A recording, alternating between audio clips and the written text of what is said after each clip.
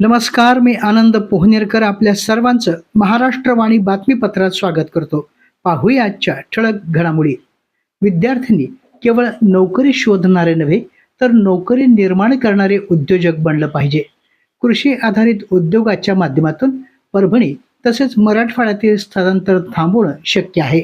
शेतीला प्रक्रिया उद्योग आणि पूरक व्यवसायाची जोड दिल्याशिवाय शेती अधिक लाभदायक होणार नाही. एकात्मिक शेती पद्धतीचा स्वीकार करणं ही काळाची गरज आहे, असं सांगून परभणी ग्रोथ हब या संकल्पनेअंतर्गत सुमारे 1,500 कोटी रुपयांच्या गुंतवणुकीचे नियोजन करण्यात आले असून परभणी जिल्ह्यामध्ये सिल्क अँड मिल्क या संकल्पनेवर आधारित पायलट प्रकल्प राबविण्यात येणार असल्याचे प्रतिपादन परभणी जिल्हा पालकमंत्री मेघना साकोरे बोर्डीकर यांनी केलं आहे. परभणी येथील वसंतराव नाईक मराठवाडा कृषी विद्यापीठातील अन्न तंत्रज्ञान महाविद्यालय, chamber of advancement of small and medium business तथा सेवा भारती देवगिरी जिल्हा परभणी यांच्या संयुक्त विद्यमाने शनिवार दिनांक 18 जुलै रोजी विद्यापीठाच्या प्रशासकीय इमारतीतील हॉलमध्ये उद्यम विकसित मराठवाडा मिशन अंतर्गत उद्योग शैक्षणिक संवाद कार्यक्रमामध्ये त्या बोलत होत्या. या कार्यक्रमात प्रमुख अतिथी म्हणून पालकमंत्री मेघना साकोरे बोर्डीकर तर अध्यक्षस्थानी कुलगुरू डॉक्टर इंद्रमणी उपस्थित होते. पुढे बोलताना पालकमंत्री बोर्डीकर यांनी कृषी आधारित उद्योगासाठी आवश्यक पायाभूत सुविधा, तांत्रिक मार्गदर्शन आणि शासनाचे सर्वतोपरी सहकार्य उपलब्ध करून दिले जाईल.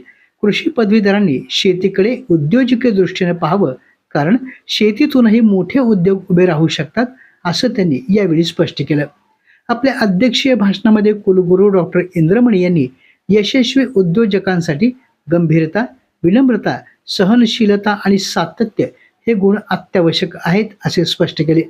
मराठवाड्यामध्ये कृषी आधारित उद्योगांसाठी मोठ्या प्रमाणावर संधी उपलब्ध असून परभणी जिल्ह्याची सुपीक जमीन, सक्षम मनुष्यबळ आणि कृषी संशोधनाची मजबूत पार्श्वभूमी ही मोठी ताकद असल्याचं त्यांनी स्पष्ट केलं.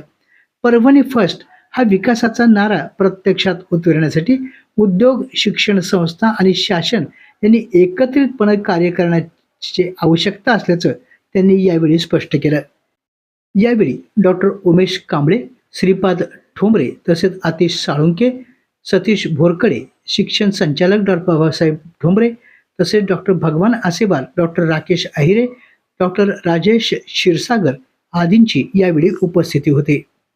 राज्याचे मुख्यमंत्री नामदार देवेंद्रजी फडणवीस यांच्या वाढदिवसानिमित्त रविवार दिनांक 19 जुलै 2026 रोजी सकाळी 8:30 वाजता श्री क्षेत्र त्रिधारा देवस्थान परभणी येथे महारक्तदान शिबिर आणि भव्य वृक्षारोपण कार्यक्रमाचं आयोजन करण्यात आलं आहे.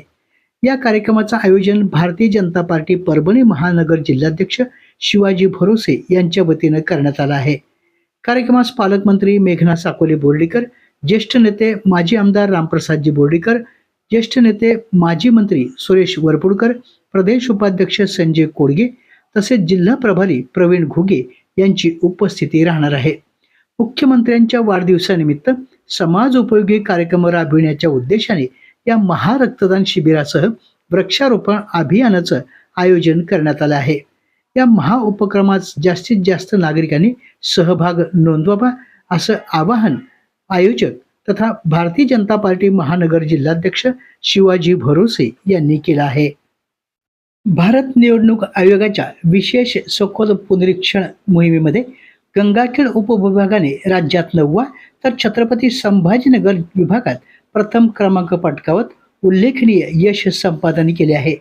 ही कामगिरी मतदार गणना पत्रकाचे वितरण, डिजिटायझेशन आणि नियोजनबद्ध अंमलबजावणीच्या बळावर साध्य झाली असून परभणी जिल्ह्याच्या निवडणूक यंत्रणेच्या कार्यक्षमतेची राज्यभर दखल घेतली जात आहे. या यशामागे उपविभागीय अधिकारी तथा मतदार नोंदणी अधिकारी जीवराज डापकर यांचा दूरदृष्टीपूर्ण नेतृत्व, प्रभावी नियोजन, सातत्यपूर्ण आढावा आणि काटेकोर अंमलबजावणी हे प्रमुख आधारस्तंभ ठरले.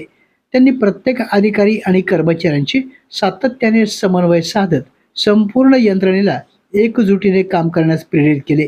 परिणामी गंगाखेड उपविभागाने राज्यात मानाचे स्थान मिळवले आहे. या उल्लेखनीय यशामागे जिल्हा स्तरावरील सक्षम नेतृत्व आणि सातत्यपूर्ण मार्गदर्शनाचाही मोठा वाटा आहे. जिल्हाधिकारी तथा जिल्हा निवडणूक अधिकारी संजय सिंह चव्हाण यांच्या प्रभावी नेतृत्वाखाली संपूर्ण SIR मोहिमेचं वेळोवेळी नियोजन, सतत आढावा, आवश्यक मार्गदर्शन आणि प्रेरणादायी सूचना देण्यात आल्या आहेत. तसेच उपजिल्हा निवडणूक अधिकारी श्रीमती अरुणा संगेवार यांनी जिल्हा स्तरावर सातत्यपूर्ण समन्वय, प्रभावी नियोजन, तांत्रिक मार्गदर्शन आणि प्रत्येक टप्प्यावर आवश्यक सहाय्य उपलब्ध करून देत संपूर्ण निवडणूक यंत्रणेला प्रेरित केलं.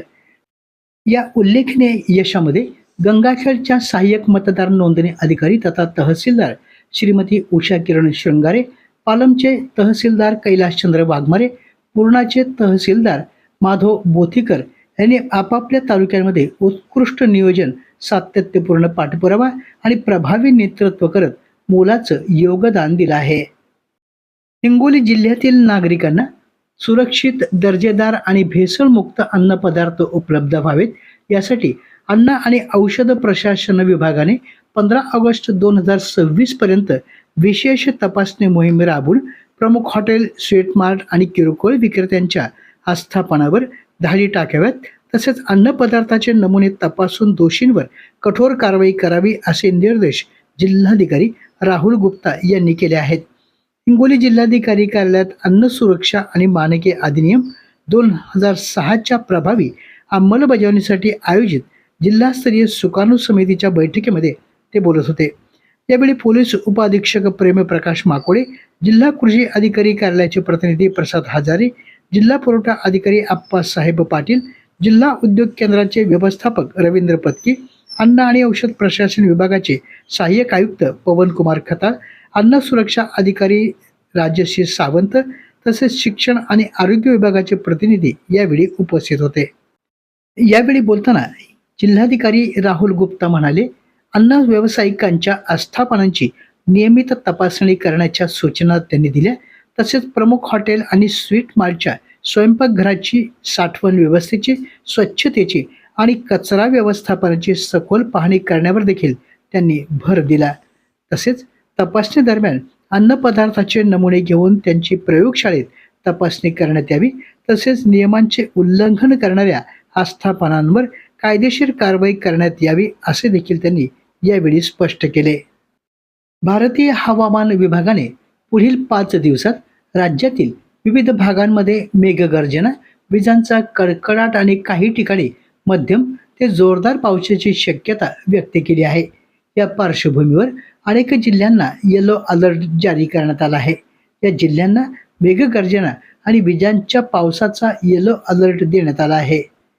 दिनांक 18 जुलै रोजी छत्रपती संभाजीनगर, जालना, अहिल्यानगर, बीड, पुणे, सातारा, सोलापूर, धाराशिव, लातूर, परभणी, हिंगोली, नांदेड, अमरावती, यवतमाळ, वर्धा, नागपूर, भंडारा, गोंदिया, चंद्रपूर आणि गडचिरोली या जिल्ह्यांमध्येही अशा स्वरूपाच्या हवामानाची शक्यता वर्तविण्यात आली आहे.